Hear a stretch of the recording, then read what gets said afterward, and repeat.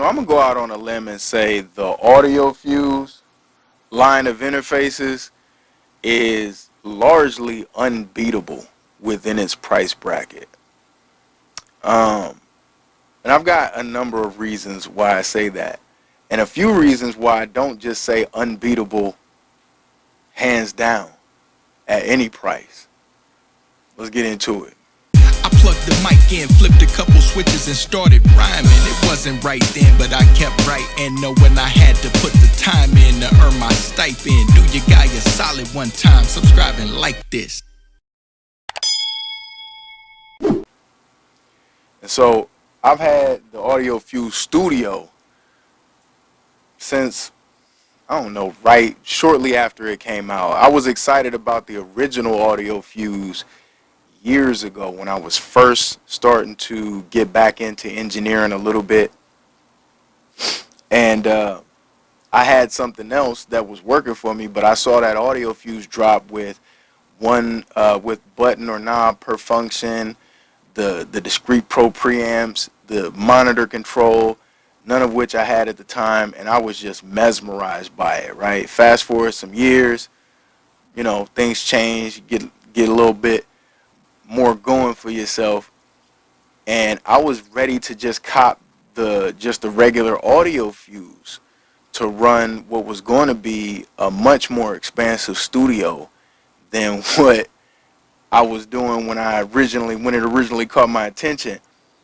Luckily, the Audiofuse Studio dropped right when I was about to make that mistake, because I ended up needing that additional I/O control, and pretty much the studio worked out perfect for my needs as a MC producer who likes to get quite a bit more creative, in my personal opinion, than other MC producers in terms of the musicality of what I got going on. Being able to do things like reamp and have separate gain structures for the instrument and line inputs and all the different connectivity, and being able to manipulate things through the software.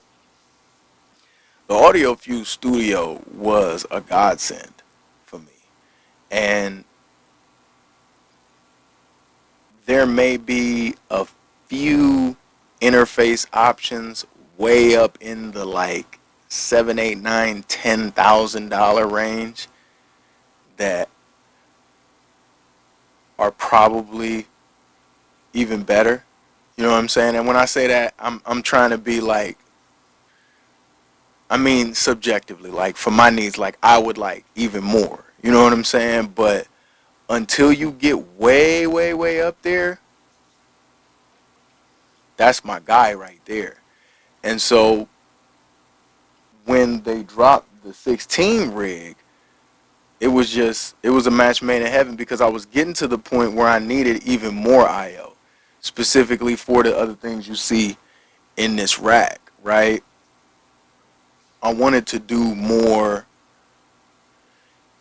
in and out with some of these pieces that I was just using for in before. You know what I'm saying? And I got the Audio Magic, which I might talk about in another video here very soon, which really got me excited about wanting to be able to do a little bit of hybrid mixing as opposed to just a good capture with an all in the box mix like I was doing, and that I still do pretty often actually, right? Um, and so when the 16 rig dropped, it was more than I even could have asked for. I had been like salivating over stuff like the Flock Audio patch, right, and the Hutch switching computers for some months already, but the prices on those are just stratosphere. Like I to the point where like I wouldn't even consider it if I had the money. It's just not worth that much to me. You know what I'm saying? For that amount of money, I'd save it, spend it on some better speakers, and just use an old school patch bay if it's that deep. You feel me? So when this dropped with essentially the same functionality plus some of the best preamps you can get in an interface, plus it being on a platform that I'm already in love with, It was a no-brainer. I just bought it. You know what I'm saying? Matter of fact, I bought it months before I was going to be able to set my studio back up in a new location. When I bought this audio interface, all the rest of this studio stuff was in storage. And I was crashing in my homie's guest room waiting to get this place ready at the time. But I seen it and I just was like, oh, yeah, that's what it's going to be. And got it. And almost immediately regretted my purchase, if I'm honest. The reason why shouldn't be shocking. I've never used a digital routing matrix patch bay before. And this is much less, as far as like the GUI, is much less like the Flock and much more like, say, something like RME's Total Mix or Antelope's situation that they got, where you're not moving devices on a list, you know what I'm saying, like you are plugins in your DAW. You're connecting ins and outs on a grid. That shit gets really fucking confusing.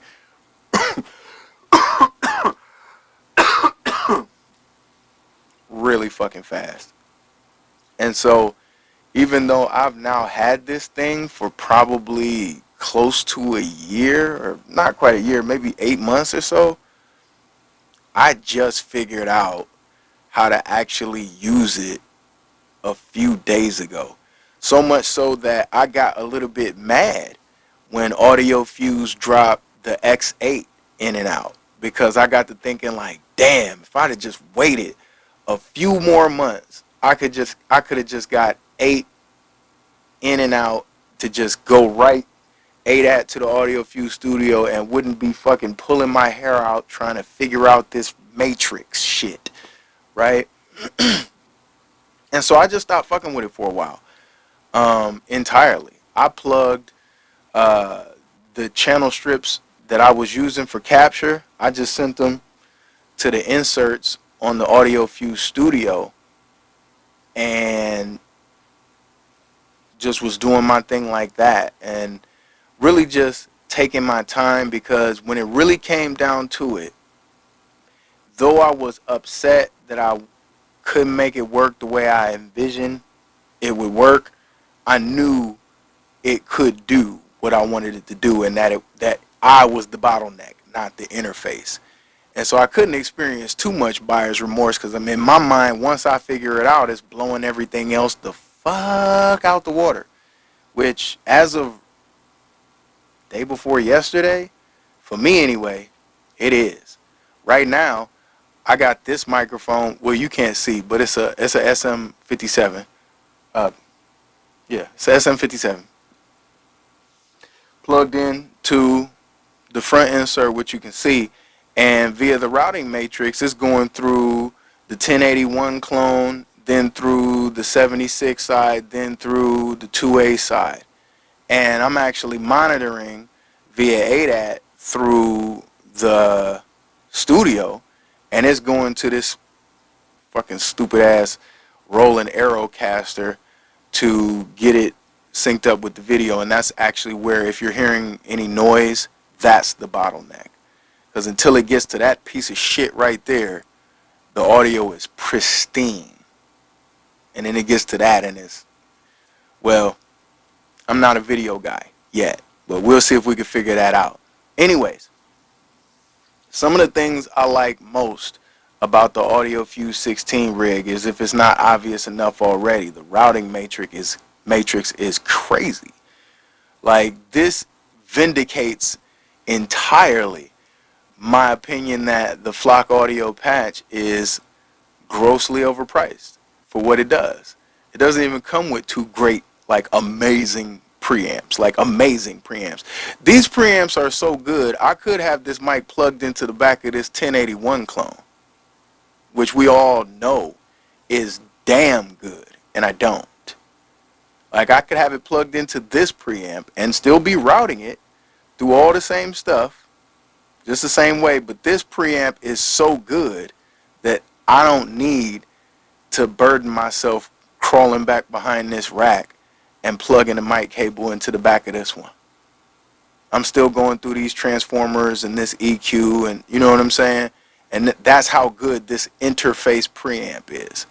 And it's not even the same discrete pro preamps that are on this, but it's so close that it really doesn't matter day-to-day use. Now, if I need to record a harpsichord or something like that, then I'm a go for one of the best preamps I have, either the the 1081 clone or the discrete pro. But for literally anything on a day-to-day basis, when I'm dropping my vocals, recording what I normally record, which is these bars, from now on, I'm probably going to come in right here. And if I'm using my tube mic, then I'll skip the 1081 and the 2A and just go through probably just a little bit of DS, a little bit of enhance, a little bit of that on the DBX, and then hit the 76 right into the DAW. If I'm using my solid state mic, I'll go through the other pieces to give it that little bit more girth. You know what I'm saying? But it's incredibly convenient now, because though I have a collection of nice mics, I don't really ever need to have more than 2 mics set up at a given time, and I can just have one plugged into each of these, a preset set for those 2 different routing systems or routing setups in the matrix here, and literally click of a switch between them. You know what I'm saying? And test 2 whole different signal chains on 2 whole different mics that use the same components, which is huge. That means I don't have to have 2 1081 clones, 2 1176 clones, 2 LA2A clones, which, believe you me, gas is real. I almost bought these in pairs. But now that I have this, I don't need to, because I can literally audition 2 different signal chains using them and other stuff. You know what I'm saying?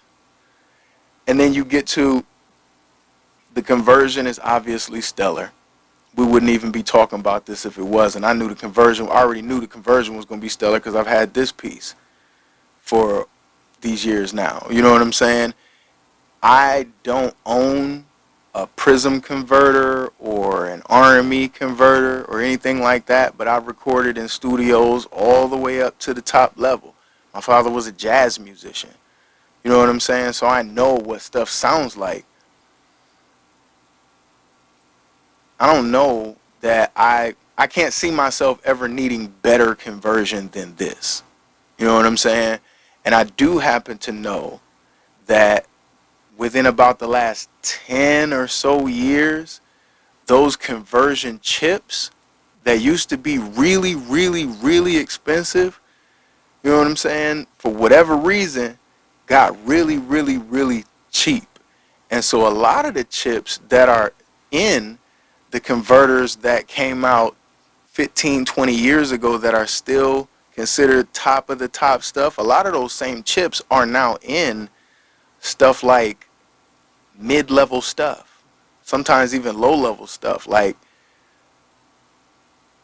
now, I also am aware that the analog componentry around the digital architecture is really what dictates what the conversion is going to sound like from one box to the other. But this conversion here sounds as good as I could ever imagine me needing for anything.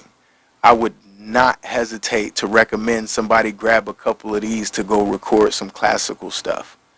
Like, the dynamic range is plenty there.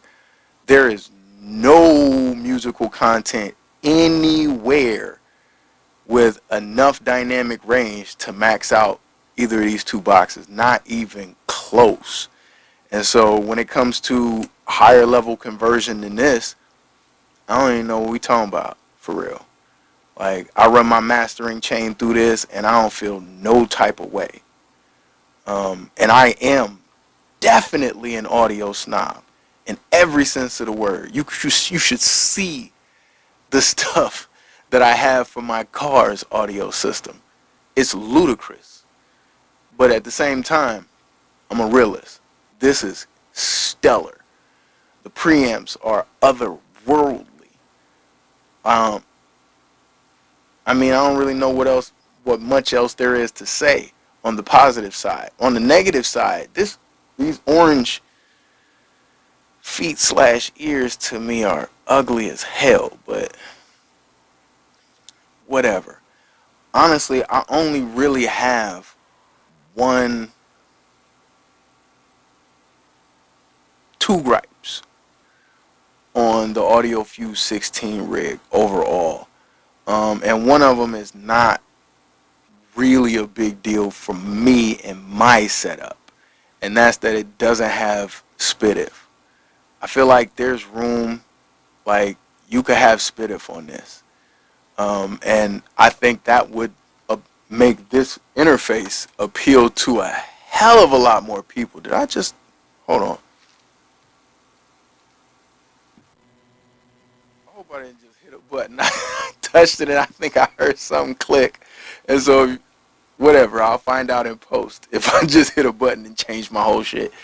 But yeah, it doesn't have SPDIF. Now I have SPDIF on the studio, but right now I have the studio set to where it's clocking via SPDIF. So those SPDIF, I have them set to 75 ohm word clock, and I'm clocking the two together via that way. And then that way I got the ADAT free to just transfer audio back and forth. So it'd be cool if this has SPDIF. You know what I'm saying? Even though it's not something I would use, I just think it would be cooler if it had it as opposed to not having it. And then the other thing actually is kind of a big deal. The monitoring functions on the 16 rig, like, I guess if you're just using it like how they marketed it, if you're somebody that has a lot of synths and you're just using it for like your sound design setup so you can have everything on at the same time, that's probably not going to be a big deal to you. You know what I'm saying? Because you're probably not switching speakers and you're probably not checking mixes at different volumes, and you probably don't need it to track evenly left to right, even at all the way down, like at the lowest volume.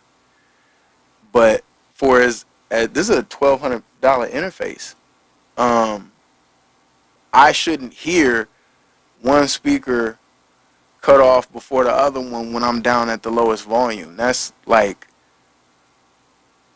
old school stereo stack bullshit. Like, there shouldn't be any interfaces where the volume doesn't track evenly all the way down. That's a huge disappointment. Now, again, in my setup, that's not a huge deal because that's certainly not an issue with the studio and its full featured control room functionality. This volume tracking is buttery smooth, stepped, and perfect from the bottom to the top and everywhere in between, which is why I'm monitoring strictly through this and don't even have speakers plugged into this motherfucker right here, even though the output sounds like the speaker output on this is stellar. It's like, I guess, a little bit hotter than your average interface or whatever, right? I don't give a fuck though, because I don't turn my shit up that damn loud anyway. And so for me, I just needed to track evenly. I need to know that what I'm hearing is what I'm hearing and not some bullshit going on with a faulty volume pot or whatever the fuck that is. So I keep the volume pot on this at 0. Like I said, there's not even speakers plugged into it. And I do all the monitoring with the one that has actual good monitoring features. Actually, the studio has stellar control room features. But that's not what we talk about here today. So yeah, there's two major, look at me, hyperbolizing. There's two cons with the Audiofuse 16 rig. No SPDIF, which I think is probably a turnoff to a lot more people than it is to me. And no, just assume it has no monitoring functionality whatsoever. They say that you can set up 2 pairs of monitors, and it does let you do that in the software, but if you think you about to actually mix something, monitoring with just that, no. It's going to be very, very difficult. This plus a dangerous D-Box Plus, though, would be insane. I'm going to leave y'all at that. One time.